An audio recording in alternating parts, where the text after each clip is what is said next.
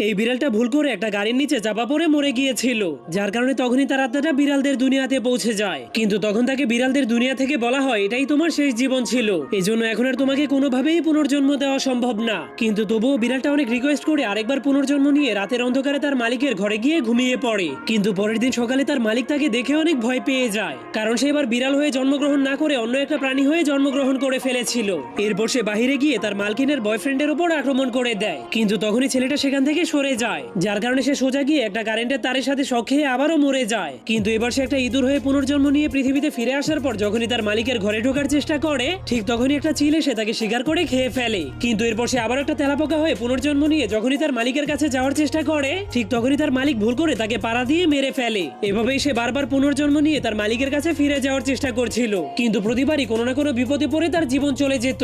কিন্তু অবশেষে সে একটা ঘোড়া হয়ে পুনর্জন্ম নেওয়ার পর তার মালিক তাকে পছন্দ করে ফেলে। কিন্তু একদিন